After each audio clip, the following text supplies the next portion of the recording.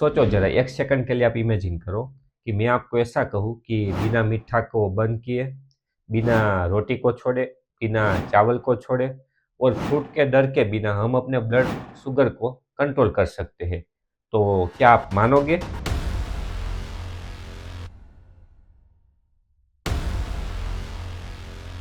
अजीब लग रहा है ना, क्योंकि हर जगह पर एक ही बात सुनाई देती है, ये खाना छोड़ दो, ये बंद कर दो, ये सेक्रीफाइस कर लो। लेकिन सच ये है कि डायबिटीज का मतलब जिंदगी से मजा हटा देना नहीं होता है। सच ये है कि ये बात पॉसिबल है, और वो मैं आपको आज दिखाने वाला हूँ। 3 रूल्स है जो आपको फॉलो करने पड़ेंगे, और वो 3 रूल्स मैं आज आपको सिखाने वाला हूँ। शुगर कंट्रोल करने का मतलब ये नहीं होता कि सब कुछ बंद कर देने का। शुगर कंट्रोल करने का मतलब ये होता है कि सभी चीजों को बैलेंस में रखना, क्योंकि जो चीज आप ज्यादा दिन तक फॉलो ना कर पाओ वो कभी भी आपके लिए सस्टेनेबल सॉल्यूशन नहीं हो सकता। अब यहाँ पर एक कड़वा सच सुनो। 90% डायबिटिक पेशेंट ऐसे हैं जो डॉक्टर के पास जाते हैं और एक ही सवाल पूछते हैं, डॉक्टर साहब, क्या मुझे बंद करना है, क्या मुझे नहीं खाना है, और क्या मुझे छोड़ना है? और बाद में क्या? रोटी बंद, चावल बंद, फ्रूट बंद, और धीरे धीरे सब कुछ बंद। लेकिन कभी आपने यह सवाल पूछा है कि सारी की सारी चीज़ें मैं बंद कर दूं, फिर भी जो मेरा ब्लड शुगर कंट्रोल में ना आए, तो कहाँ पे मेरी मिस्टेक हो रही है? तो असली में सवाल ये आता है, मुझे क्या खाना है, कैसे खाना है, और कितना खाना है। ये तीनों सवाल का जवाब जो आपको मिल गया, तो वहाँ से आपका गेम ब्लड शुगर का पलटना शुरू हो जाएगा। अब आते हैं रूल नंबर 1 पर।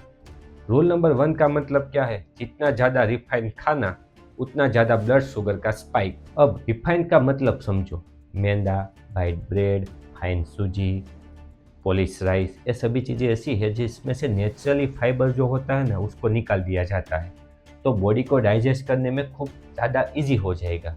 तो वहाँ पे क्या होगा, शुगर को ब्रेक नहीं मिलेगा, टाइम नहीं मिलेगा, और क्या होगा, सडनली रॉकेट की तरह स्पाइक हो जाएगा। अब दूसरी तरफ देखो, oats, brown rice, basmati rice, whole grain आटा, दालिया, ये सब चीज़ें ऐसी है कि जिसके अंदर नेचुरली फाइबर ज़्यादा प्रमाण में आते हैं।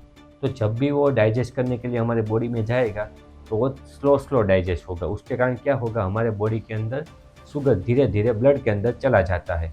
एग्जाम्पल मैं आपको बताऊँ तो जैसे हमारे रास्ते पे ट्रैफिक जाम होती है, तो एक साथ सब लोग जाएंगे तो क्या होगा, ट्रैफिक जाम हो जाएगी।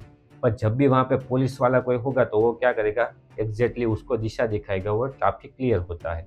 इस तरह हमारे बॉडी के अंदर जो फाइबर होता है वो ट्रैफिक पुलिस का काम करता है। डायबिटीज में प्रॉब्लम रोटी और चावल नहीं है, बट उसका जो रिफाइंड वर्जन होता है ना, वो हमारे लिए ब्लड शुगर बढ़ा सकता है। अब ध्यान से समझना, क्योंकि ये रूल्स आपकी शुगर को गेम चेंजर बना सकती है। आप अपनी प्लेट को एक बार इमेजिन करो, उसको आधे पार्ट में डिवाइड कर दो। आधे पार्ट में क्या लेना है, नॉन स्टार्ची वेजिटेबल, यानी कि लौकी, भिंडी, गोभी, सलाद, उसको आप ले सकते हो। अब बचा कितना, आधा पार्ट, उसमें भी आपको आधा कर देने का है। उसमें 1/4 जो पार्ट है उसमें आपको प्रोटीन लेना है, यानी कि दाल है, पनीर है, दही है, चिकन है, अंडा है, फिश है, कि जिसके अंदर प्रोटीन अवेलेबल हो, ऐसी चीज़ें आपको 1/4 पार्ट में लेनी है। अब बचा कितना, 1/4 पार्ट, उसमें आपको कार्ब लेना है।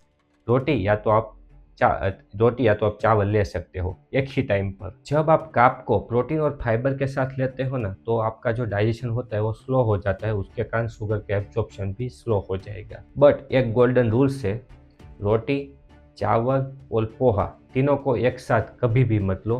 का तो रोटी ले सकते हो, का तो चावल ले सकते हो, का तो पोहा ले सकते हो। तीनों में से कोई एक ही चीज़ लेने की है। एक साथ तीनों चीज़ों को कभी भी नहीं लेना है, वरना आपका ब्लड शुगर स्पाइक करना शुरू हो जाएगा। अब तीसरा रूल्स क्या आता है, ये बात आपको डॉक्टर भी नहीं बताते होंगे कभी।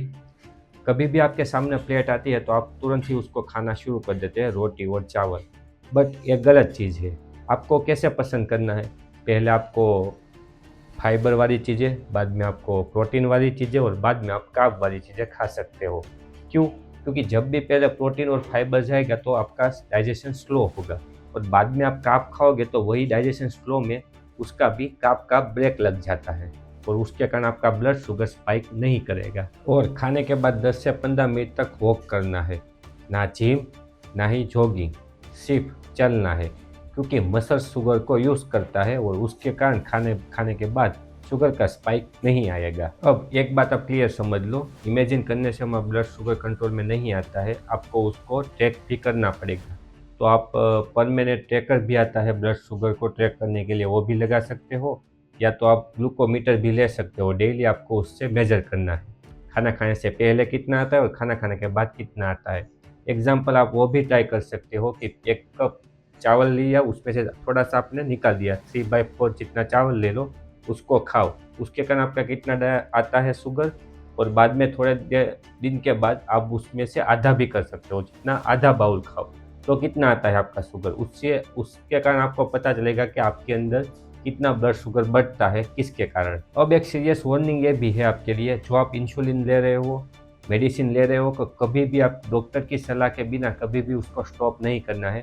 जैसे ही आप ले रहे हो उसे ही तरह से आप ले सकते हो, बट आप जो कार्ब ले रहे हो और कौन सा कार्ब ले रहे हो वो आप मेथड चेंज कर सकते हो। जो मैंने आपको रूल्स तीनों बताए उसको फॉलो करो, धीरे धीरे आपको उसमें फ़र्क दिखेगा।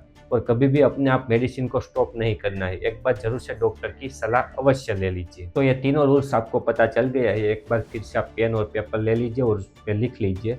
रिफाइन नहीं, होल ग्रेन ले सकते हो, प्लेट आपकी बैलेंस में होनी चाहिए, सही टाइम पर, और आपको मॉनिटर करना है। तो ये तीनों रूल्स आप आज से फॉलो करोगे तो अवश्य आपको उसका रिजल्ट भी दिखेगा। तो दोस्तों, वीडियो पसंद आया तो एक बार जरूर से लाइक कर दीजिए, आपके फैमिली और फ्रेंड को शेयर करिए, चैनल को सब्सक्राइब करना मत भूलिए और बेल आइकन पर क्लिक करिए। कमेंट में लिखिए डायबिटीज़ और आप भी हेल्दी रहिए।